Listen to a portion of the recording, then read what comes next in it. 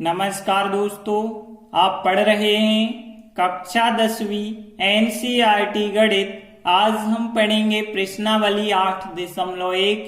इसके हम उदाहरण 1 को पढ़ेंगे। उदाहरण 2 हम पढ़ चुके हैं, तो हम आगे उदाहरण 3 को पढ़ेंगे और उदाहरण 4 को पढ़ेंगे। तो ध्यान से समझना। तो देखिए, अभी तक हम इतना पढ़ चुके हैं कि समकोण त्रिभुज की 3 भुजाएं होती हैं। कर्ण लंबाधार क्या कहलाती हैं, इनके बारे में हमने पढ़ लिया है। पाइथागोरस प्रमेय क्या होता है, कर्ण का वर्ग बराबर लंब का वर्ग प्लस आधार का वर्ग। और उसके बाद त्रिकोणमितीय अनुपात हमने देखे, sine cos tan cosec sec cot, और इन सब के फार्मूले देखे। तो ये सब अच्छे से याद रखना। तो देखिए, उदाहरण 1 है, यदि tan a का मान 4/3 है तो कोण a के अन्य त्रिकोणमितीय अनुपात हमें ज्ञात करने हैं। अब देखिए, हमें केवल एक त्रिकोणमितीय अनुपात दिया गया है।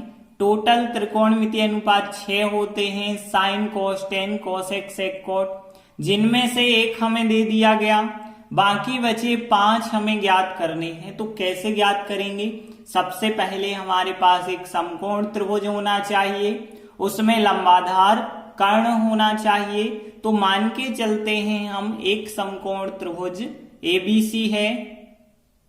तो देखिए, हम मान के चलते हैं एक समकोण त्रिभुज एबीसी है, जिसमें कोण भी यहाँ पे हम समकोण लेंगे, या फिर सी भी हम समकोण ले सकते थे, लेकिन याद रखना ए यहाँ पे कोण दिया गया है तो ए को हम यहीं पे रखेंगे। तो यहां मान के चल रहे हैं हम कि एबीसी समकोण त्रिभुज है, जिसमें कोण भी समकोण है। तो हमने लिखा, मान के चले त्रिभुज एबीसी एक समकोण त्रिभुज है और इसमें क्या है, कोण बी का मान 90 अंश है, मतलब समकोण है। अब हमें जो दिया गया है, tan a बराबर 4/3 है, और tan का फार्मूला यदि हम देखें तो एक हमने ट्रिक बताई थी, जिसमें sine cos tan cosec sec cot सबके फार्मूला।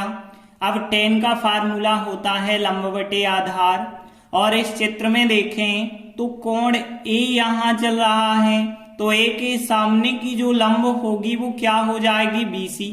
तो हमने फिर यहाँ पे लिखा कि tan a बराबर लंब बटे आधार मतलब BC बटे आधार क्या है, AB है, तो BC बटे AB। और ये कितने के बराबर हमें दिया गया है, 4/3 के। इसका मतलब ये हुआ कि यदि हम BC का मान 4 लेते हैं तो AB का मान कितना होगा, 3 होगा। अब हमारे पास कर्ण AC है नहीं, तो कर्ण को हम पाइथागोरस प्रमेय से ज्ञात करेंगे।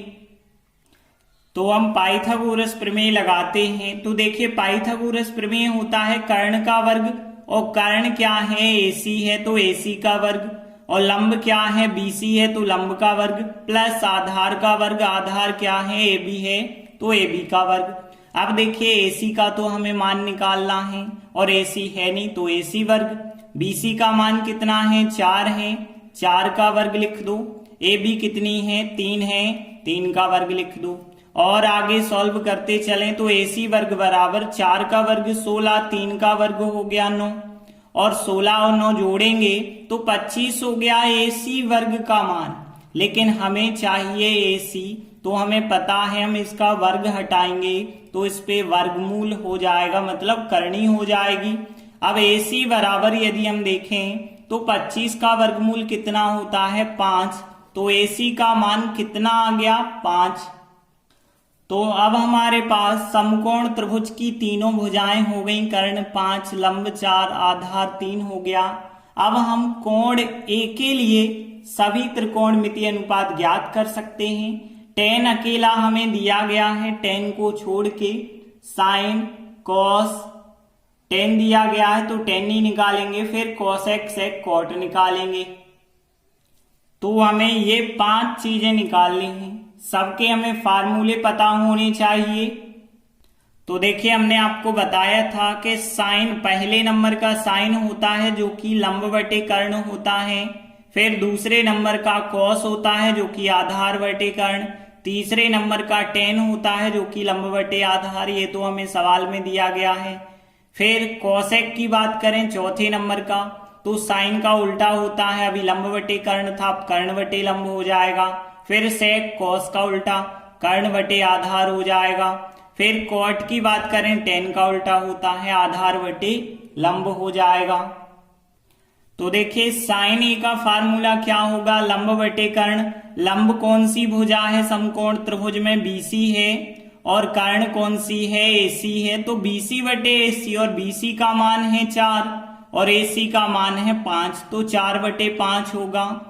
कॉस की बात करें आधार बटे कर्ण, आधार क्या है चित्र में, AB है, और कर्ण क्या है, AC है, और AB का मान है 3 और कर्ण का मान कितना है, 5 है। अब देखिए कोसेक, कोसेक होता है साइन का उल्टा, तो साइन BC बटे AC है, तो अब इसे पलट दो, तो AC ऊपर कर दो और BC नीचे कर दो, तो यहाँ पे AC बटे BC कहलाएगा कोसेक। तो ये भी तो पलट जाएगा, AC है 5 और BC का मान 4, तो 5 बटे 4 होगा।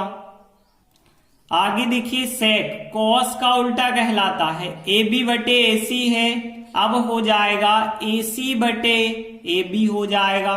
AC है 5 और AB है 3, तो 5 बटे 3 हो जाएगा। फिर बात करें कॉट की, तो कॉट छठवें नंबर का जो है आधार बटे लंब। अब आधार क्या है, AB है, और लंब क्या है, BC है, तो यहाँ पे AB का मान 3 है और BC का मान 4 है, तो 3 बटे 4। इस प्रकार से अन्य सभी त्रिकोणमितीय अनुपात इस प्रकार से आपको ज्ञात करने होंगे। तो उदाहरण 1 कंप्लीट हुआ। अगला सवाल उदाहरण 3 क्या है, एक त्रिभुज है ACB, इस बार नाम ध्यान रखना ACB है, कोण C हमें 90 अंश दिया है, AB का मान, यहाँ पे कर्ण देखिए समकोण के सामने की कर्ण हमें 29 दी गई है और BC का मान 21 दिया गया है, और ABC कोण थीटा दिया गया है। अब देखिए यहाँ कोण ABC थीटा का मतलब ये है B बिंदु बीच में बना है और बीच में बना है, तो यहाँ ध्यान रखना कोण B कहलाएगा थीटा, तो यहाँ कोण B हो गया थीटा। अब हमें इन दोनों सवालों के मान ज्ञात करने हैं। तो देखिए हमने लिखा यहाँ हमें क्या क्या दिया गया है, एक ACB एक समकोण त्रिभुज दिया गया था, कोण C का मान 90 अंश है, AB कर्ण जो है 29 है, और BC यहाँ पे आधार वाली भुजा कहलाएगी 21 है, और कोण ABC थीटा हमें दिया गया है। अब देखें तो हमारे पास दो भुजाएं हैं, समकोण के सामने की कर्ण है और थीटा कोण बनाने वाली संलग्न भुजा, मतलब आधार का मान हमें पता है, लंब का मान पता नहीं है, तो हम पाइथागोरस प्रमेय लगाएंगे। समकोण त्रिभुज, ध्यान रखना ABC नहीं लिखना इस बार, क्योंकि C बिंदु पे समकोण बना है, तो C को बीच में करेंगे। ACB समकोण त्रिभुज में पाइथागोरस प्रमेय लगाते हैं। तो पाइथागोरस प्रमेय क्या होता है, कर्ण का वर्ग। अब कर्ण कौन सी भुजा है, समकोण के सामने की भुजा कर्ण है, तो कर्ण मतलब यहाँ AB का वर्ग बराबर लंब, लंब कौन सी है, ये रहा थीटा कोण, तो थीटा कोण के सामने की भुजा यहाँ पे AC कहलाएगी लंब, प्लस आधार कौन सी कहलाएगी, यहाँ पे BC कहलाएगी आधार। अब मान रख देते हैं, AB का मान हमें 29 दिया है, तो 29 का वर्ग करेंगे, और AC हमें पता नहीं है, तो AC का वर्ग वैसे ही लिख दो, और BC का मान कितना है 21 है, तो 21 रखेंगे। अब देखिए वर्ग करेंगे, तो 29 का वर्ग होता है 841, और यहाँ पे AC वर्ग लिखा, और फिर 21 का वर्ग 441 होता है। अब हमें AC का मान चाहिए, तो AC हमने यहीं पे रखा, 441 का उस तरफ हम पक्षांतर करेंगे तो वो माइनस के हो जाएंगे। अब 841 में से 441 घटाएंगे तो 400 बचा होगा, बराबर AC वर्ग। अब हमें पता है वर्ग का पक्षांतर करते हैं तो वर्गमूल हो जाएगा इस तरफ, तो 400 का वर्गमूल बराबर होगा AC। अब आपको पता है 400 का वर्गमूल कितना होता है, तो ध्यान रखना 4 का वर्गमूल होता है 2 और 2 जीरो का वर्गमूल 1 जीरो, तो 20 बराबर AC आ गया। मतलब AC का मान कितना आ गया है हमारे पास, 20 आ गया है। अब देखिए हमारे पास तीनों भुजाएं हो गई। अब हमें जो चीजें ज्ञात करनी है, इनमें देखिए हमें cos theta sine theta cos theta sine theta की जरूरत होने वाली है। तो क्यों ना हम पहले से साइन और cos के मान निकाल लें, फिर पहला सवाल और दूसरा सवाल हल करें। अतः साइन थीटा और cos थीटा के पहले हम मान निकाल लें, फिर पहला सवाल और दूसरा सवाल कर देंगे। तो देखिए साइन का फार्मूला क्या होता है, लंब बटे कर्ण होता है। अब देखिए चित्र में यदि हम देखें तो लंब क्या है, यहाँ थीटा कोण के लिए लंब है AC और कर्ण कितनी है, AB है। तो हम लिखेंगे यहाँ पे लंब मतलब AC और कर्ण मतलब यहाँ पे AB लिखेंगे। अब AC का मान 20 आया है और AB हमें 29 दी गई है, तो 20 बटे 29 हो गया। फिर cos की बात करें तो दूसरे नंबर का होता है आधार बटे कर्ण। अब चित्र में देखें तो आधार है BC और कर्ण है AB, तो यहाँ पे हम क्या लिखेंगे, फिर BC आधार हो गया और बटे कर्ण लिखना है, कर्ण हो गया AB। अब BC का मान है 21 और कर्ण AB का मान है 29, तो ये दोनों मान हो गए साइन और cos के। अब हम पहला सवाल लेते हैं। तो हमने पहला सवाल लिया cos वर्ग थीटा प्लस साइन वर्ग थीटा। अब देखिए यहाँ पे cos थीटा का मान कितना आया है, 21 बटे 29 आया है और फिर इसका वर्ग लगा है तो वर्ग लगाया, प्लस साइन थीटा का मान कितना है, 20 बटे 29 है और इसका भी वर्ग लगा है, तो इसको भी हम वर्ग करके लिखेंगे। अब देखिए यहाँ पे 21 का वर्ग करेंगे 441 होगा बटे 29 का वर्ग 841 होता है, प्लस 20 का वर्ग 400 होगा और फिर 29 का वर्ग 841 होगा। और आगे यदि आप सॉल्व करेंगे तो इन दोनों का LCM लेना पड़ेगा। तो 841 का 841 LCM आएगा।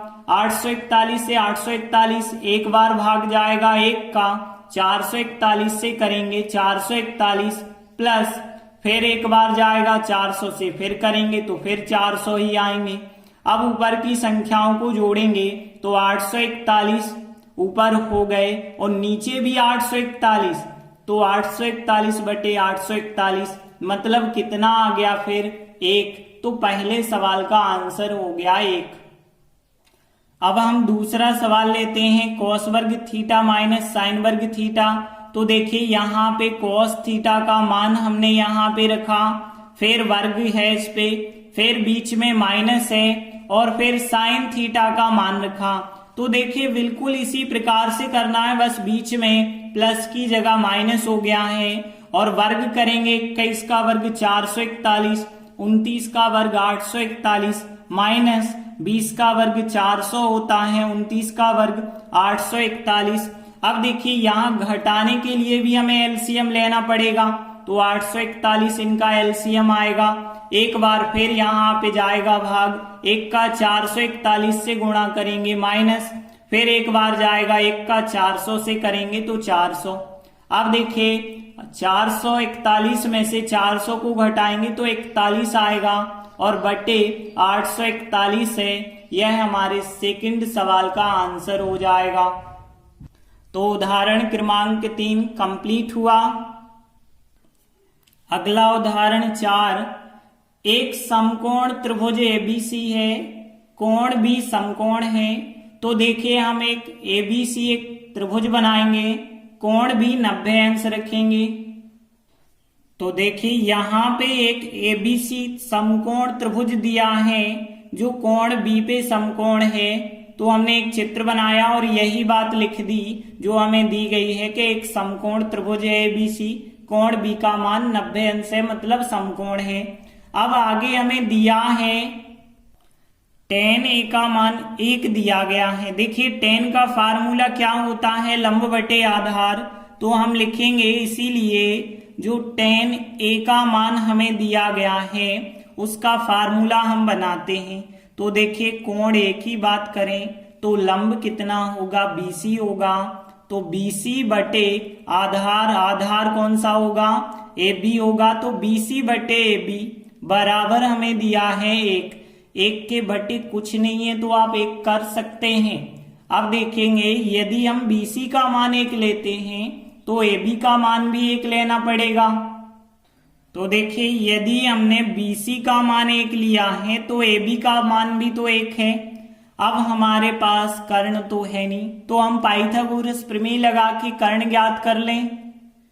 तो अब हम समकोण त्रिभुज ABC में पाइथागोरस प्रमेय लगाएंगे। तो देखिए कर्ण है AC, तो AC का वर्ग बराबर लंब है BC, तो BC का वर्ग प्लस आधार है AB, तो AB का वर्ग। अब मान रखेंगे AC, तो AC ही लिखेंगे क्योंकि AC का मान नहीं है। BC का मान 1 है, AB का मान 1 है, तो 1 1 का वर्ग कर दिया। AC वर्ग बराबर 1 का वर्ग 1 होता है, 1 का वर्ग 1 होता है, और 1 और 1 कितना हो जाएगा, 2 हो जाएगा। तो AC वर्ग का मान आ गया 2। हमें AC चाहिए तो वर्ग हटाएंगे तो दूसरे पक्ष पे वर्गमूल, ये मतलब करनी लग जाएगी। अब यहाँ 2 का वर्गमूल तो नहीं हम निकाल सकते हैं, तो AC का मान कितना हो गया, करनी 2 हो गया। अब हमारे पास तीनों भुजाएं हो गई। तो देखिए हमें सत्यापित करना है, 2 sin इंटू कॉस बराबर 1 होता है। तो यहाँ पे हमें साइन और कॉस की जरूरत होगी, तो हम पहले साइन और कॉस ज्ञात कर लें। तो हम पहले साइन और कॉस ज्ञात करते हैं। साइन का फार्मूला लंब बटे कर्ण होता है।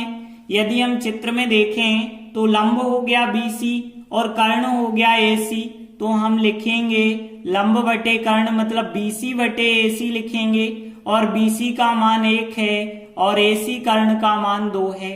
फिर कॉस, कॉस आधार बटे कर्ण होता है।